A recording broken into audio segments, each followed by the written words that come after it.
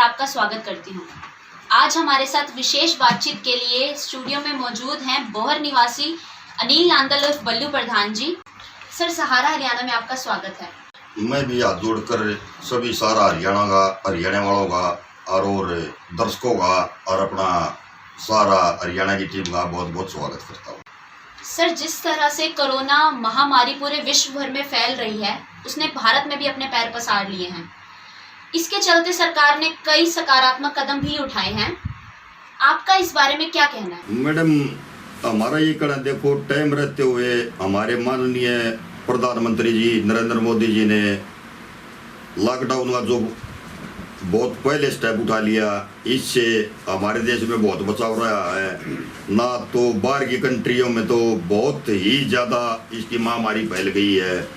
और हम भी एक हाथ जोड़कर निवेदन करते हैं हर एक आदमी को, जैसे प्रधानमंत्री जी ने 20 तारीख को छूट दी थी, अगर घर से परिवार के आदमी 4 आदमी हैं तो चारों सब्जी लेने निकल गए हैं और अपनी खरीदारी करने निकल गए सामान की, घर वाले की, हम हाथ जोड़ कर एक निवेदन करते हैं, जब तक हमारे माननीय प्रधानमंत्री जी पूरा स्वस्थ इंडिया ना हो ले, इतने परिवार का कोई सामान लेना तो एक ही आदमी जाए, ना कि पूरा परिवार साथ जाए।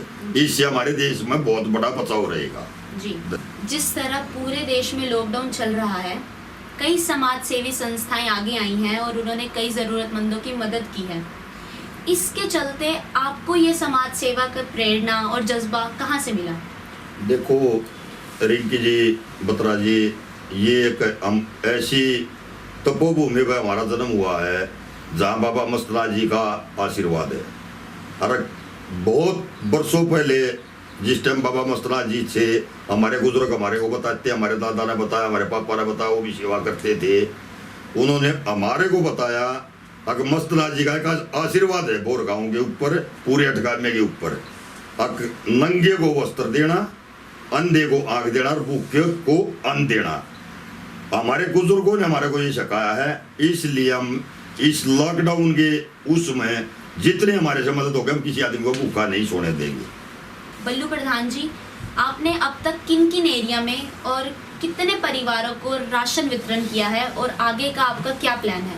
हमने कम से कम भी हमारे रोहतक के अंदर गए चारों तरफ के जितने भी प्रवासी मजदूर रुके हुए थे, उनको सबको आटा भी, चावल भी, सब्जी भी, सरसों का तेल भी, जीरा भी, सब कुछ सबने वहाँ पहुँचाने की कोशिश करा। कम से कम भी हम 2,500 झुग्गियों में, झोपड़ियों में पहुँचा सके हैं।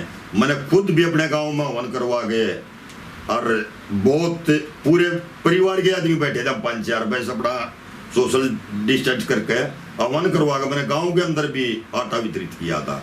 और ऐसी हम कोई बात आगे भी नहीं आने देंगे, हम कोई किसी आदमी को भूखा नहीं छोड़ने देंगे। हम इसी काम के लिए लगे रहेंगे जब तक लॉकडाउन नहीं खुलेगा। सर, जिस तरह से लॉकडाउन चल रहा है और किसानों की फसल भी मंडी में पहुंच चुकी है, लेकिन किसानों को कई दिक्कतों का सामना करना पड़ रहा है।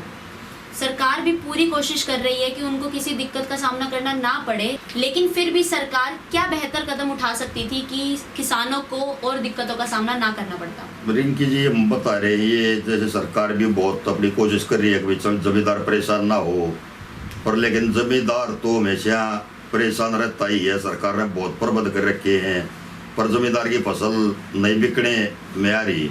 हम तो एक ही बात कहते हैं, सरकार तक पहुँचाना चाहते हैं, हर एक गाँव के अंदर सरकार मंडी लगा दे। मंडी लगाने के बाद जो हमारे आड़ती भाई हैं वो संपर्क में जमींदार आगे मरे हुए हैं और वो अपने टेलीफोन करके वहाँ से अपनी फसल को उठवा लें।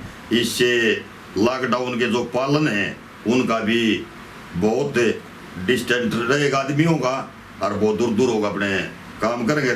जमींदार की फसल मंडी में पहुँच जाएगी, सरकार के पास पहुँच जाएगी।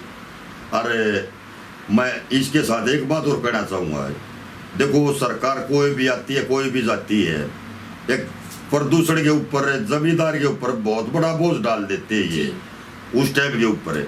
आज भी जमींदार का कटाई का कटाई का काम चल रहा है और प्रदूषण नहीं है, मौसम कति साफ है, ऊपर नीला मौसम है, कहीं से जाके देख लो।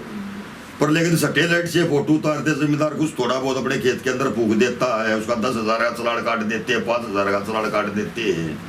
आज हर एक इंसान को पूरे देश में पूरे विश्व में ये पता लग गया अगर भाई जमींदार से प्रदूषण नहीं फैलता है।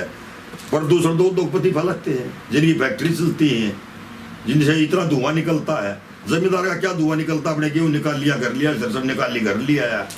ये तो काम है। वैसे जमींदार उत्पन्न करने वाली बात आ जाती है प्रदूषण के उस पर। सर, जिस तरह से कोरोना महामारी के चलते पूरा देश डर के साए में जी रहा है, इसी बीच हमारे बीच कई ऐसे योद्धा भी मौजूद हैं जो अपनी जान को जोखिम में डालकर अपनी ड्यूटी निभा रहे हैं। आप उनके बारे में क्या कहना चाहेंगे? इसमें अपने जो देश के योद्धा हैं, इसमें डॉक्टर्स आगे, अपने पुलिस कर्मचारी आगे, सफाई कर्मचारी आगे, प्रशासन के आदमी सभी आगे इसमें। और जो हमारे योद्धा बॉर्डर पर भी बैठे हैं, वो भी देश की रक्षा कर रहे हैं। उनकी तरह आज हमारे डॉक्टर्स, पुलिस कर्मचारी और अपने सफाई कर्मचारी अपनी जान जोखिम में डालकर इतनी मेहनत करके इस महामारी को खत्म करने का पूरा प्रयास कर रहे हैं।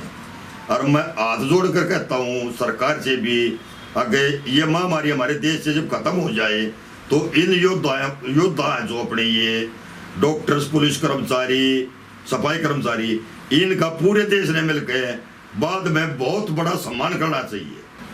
ये थे हमारे साथ प्रसिद्ध समाज सेवी अनिल नांदल उर्फ बल्लू प्रधान जी। ऐसी ही शख्सियतों से सहारा हरियाणा आपको रूबरू करवाता रहेगा। बल्लू प्रधान जी, आप यहाँ आए और आपने अपने विचार हमारे साथ साझा किए, इसके लिए सहारा हरियाणा आपका तहे दिल से शुक्रिया करता है। मैं बिरिंके बत्रा जी आपका सबका यहाँ अपने तरफ से हाथ जोड़कर धन्यवाद करता हूँ। सभी दर्शकों का धन्यवाद करता हूँ।